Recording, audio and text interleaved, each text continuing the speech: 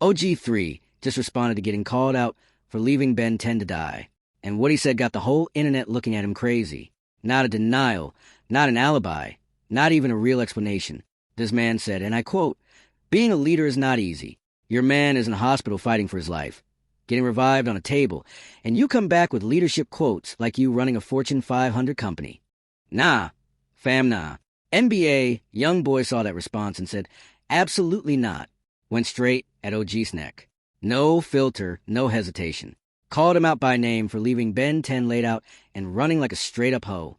And the streets been waiting on this moment. Because this ain't just about one incident. This goes deeper than one night. This is about loyalty, about who's really built for the life they claim, and about a man named Ben 10, who almost lost everything while the person who was supposed to have his back was somewhere else.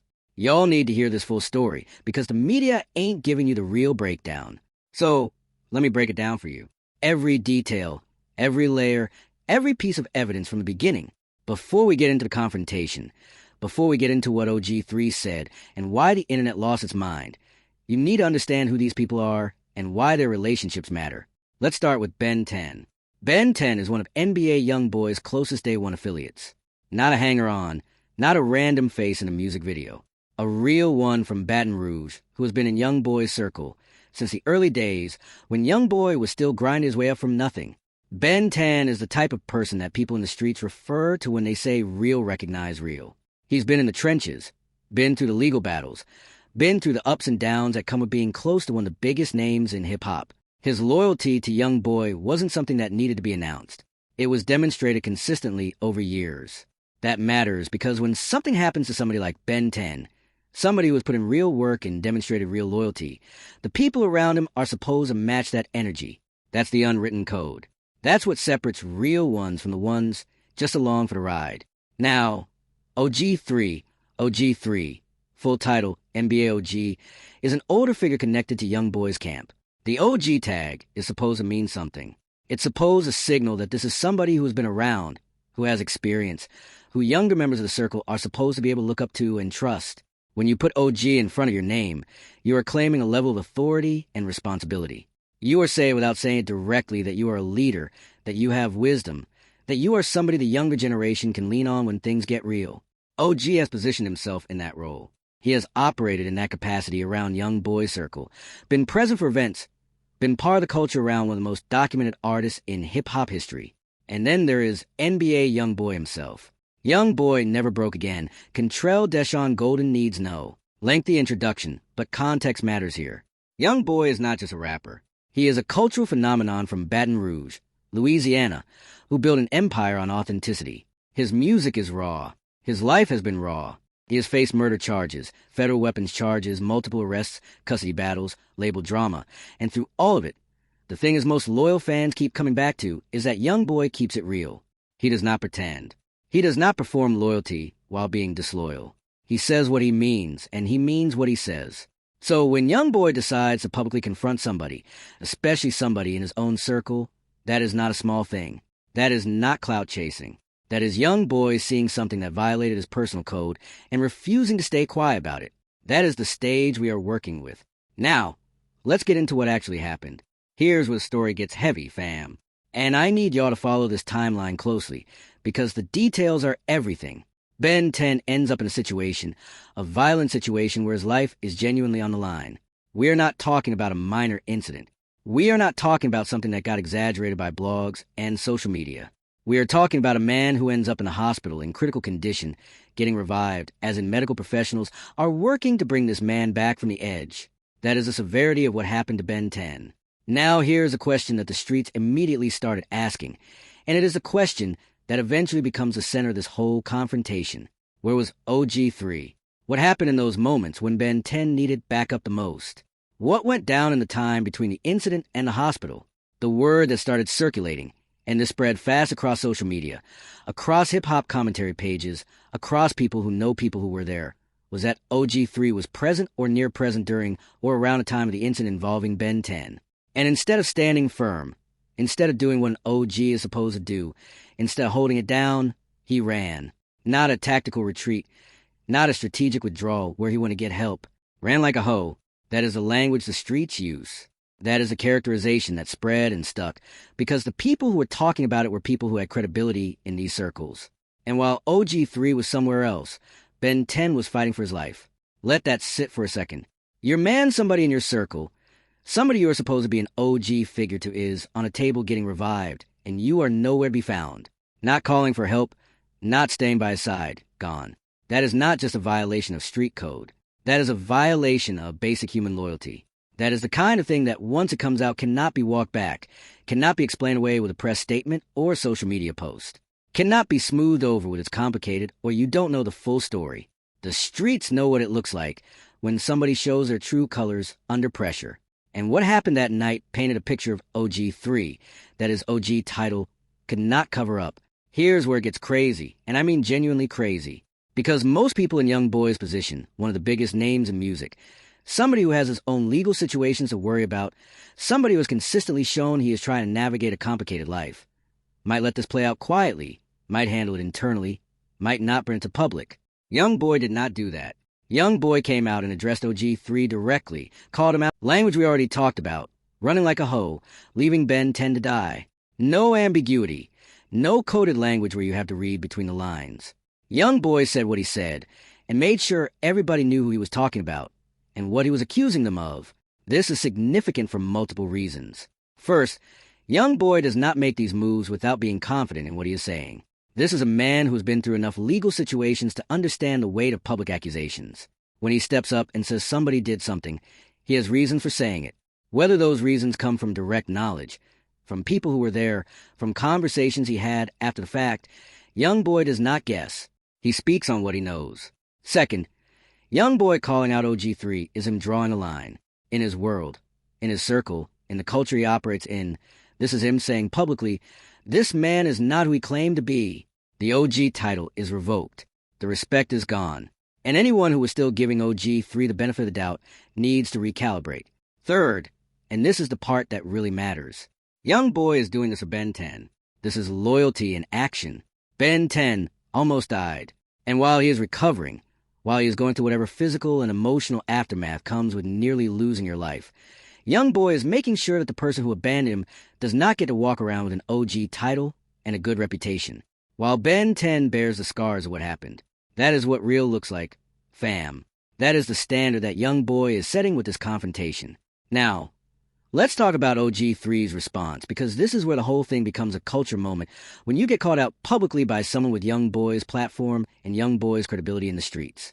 You have options. Let me walk you through what those options are, because OG3 chose the worst possible one. Option 1, you say nothing. You stay off social media. You let the moment pass and handle whatever needs to be handled privately.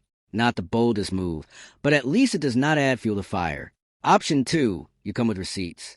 You produce an actual explanation, actual evidence, actual testimony from people who were there that tells a different version of events. You say, here's what happened. Here's what I did. Here is why the narrative being pushed is wrong. Hard to do. But if your story has truth to it, this is how you defend yourself. Option 3. And this is the one that should not even be on the menu, the one that no self-respecting OG should ever choose. You respond with philosophical deflection. You say something that sounds like it might be deep, but actually says nothing. You try to reframe the conversation away from your specific actions and towards something abstract and vague. OG chose option 3. Being a leader is not easy. Family FM. Being a leader is not easy. That is the response. That is what OG3 decided to put out into the universe after being accused of leaving Ben 10 to die. That is his defense. That is his explanation. That is what he came with after YoungBoy publicly called him a hoe. Let me explain exactly why this response is one of the worst things he could have said, because some people might hear that and think, okay, at least then saying nothing. This is so much worse. First, being a leader is not easy implies that he accepts the leader title. He is not disputing that he had responsibilities.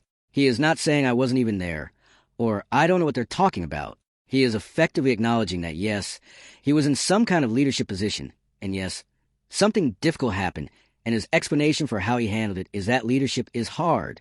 That is a confession wrapped in a motivational quote. Second, and this is the part that broke the internet, that statement does not address a single specific allegation. YoungBoy said you ran. YoungBoy said you left Ben 10 to die. OG3's response does not say I didn't run. It does not say I was there until the end. It does not say here is what I actually did. It says leadership is hard. As if that explains anything, as if that is a defense for anything. As if Malcolm X or whoever he is trying to channel in that moment would co-sign leaving somebody in the hospital while you bounce. Third, the streets read that response as guilt. Not maybe guilt, not possible guilt. When somebody gets specifically accused of something specific, and their response is a general philosophical statement, that is the oldest tale in the book. That is what people do when they cannot deny the specific thing. They talk around it. They elevate the conversation to a level of abstraction where the specifics get blurry. The street's been watching people do this for decades. You cannot slide that past people who grew up reading body language and subtext as survival skills. The internet went crazy when that response dropped. Not in a wow, what a profound statement way, in a this man really just tried it way. Comments were coming in from everywhere. People who follow YoungBoy, people who follow hip-hop drama, people who don't even know these names, but immediately understood that somebody just tried to weasel out of accountability with a bumper sticker quote, and then YoungBoy saw the response, and YoungBoy was not having it. Here's the real tea. And this goes deeper than just OG 3 versus Ben 10. Because if you zoom out and look at the broader picture of what's been happening around YoungBoy's circle over the last few years, a pattern starts to emerge that makes this whole situation feel like an inevitable conclusion rather than a random incident. YoungBoy has been one of the most prolific artists in hip-hop for years. The streaming numbers are historic. The fan base is enormous. The cultural footprint is undeniable. But with that level of success and that level of notoriety comes a very specific kind of problem. You attract people. Some of those people are real. Some of those people are there because of what you represent, what you can provide, the status that comes with being in your orbit. And the hardest thing in the world, not just in hip-hop, not just in street culture, but in life, is figuring out which people in your circle are the first type and which are the second type. Because the second type is very, very good at looking like the first type right up until a moment when it costs him something real. OG3 presented himself as the first type, an OG, a leader, somebody with wisdom, experience, and real loyalty. He wore that identity. He built that identity. And for however long he was in that position, people gave him the benefit of the doubt that comes with the title. But here's what the streets have always not make you real. Positions do not make you loyal. What makes you real is what you do when the situation gets critical. When there is genuine danger, when stay means risk and leaving means safety. That is the moment when the real ones and the fake ones separate. Ben 10's situation was that moment for OG3, and OG3 failed it completely. Now think about what that means for everything else OG3 has ever claimed. If he could leave Ben 10 in that situation, what does that say about every other time he presented himself as someone who will hold it down? What does it say about the counsel he gave to younger members of the circle? What does it say about every decision he was involved in where his reputation as an OG gave him influence? The credibility does not just take a hit for the specific incident. The credibility collapses backward across everything because authenticity and loyalty are not partial. You cannot be mostly loyal. You cannot be kind of real. The moment the mask slips in the most critical circumstances, the whole thing unravels. YoungBoy understands this. That is why he did not just address the incident. He went at OG3's whole identity. The OG label, the leader framing, the whole presentation. Because if you let somebody falsely maintain that identity after something like this, it poisons a well for everyone around you who does have real loyalty. Let's talk about what comes after a moment like this. Because the confrontation is not the end of the story. The confrontation is the beginning of a new chapter for Ben 10. And this is the most important part, the part that sometimes gets lost in the social media noise. This man went through something traumatic, getting to the point where you need to be revived, where medical professionals are working to keep you alive. That does not just go away when you leave the hospital. The physical recovery is one thing, the psychological weight of what happened, including the knowledge that the person who was supposed to be watching your back was not. That is a whole different battle. What YoungBoy did by publicly addressing this is significant for Ben 10 beyond just the streets knowing the truth. It is YoungBoy saying to Ben 10, you are not forgotten. What happened to you matters. The person who failed you is not going to get to pretend like everything is normal while you deal with the aftermath. That is a form of real support that goes beyond anything material.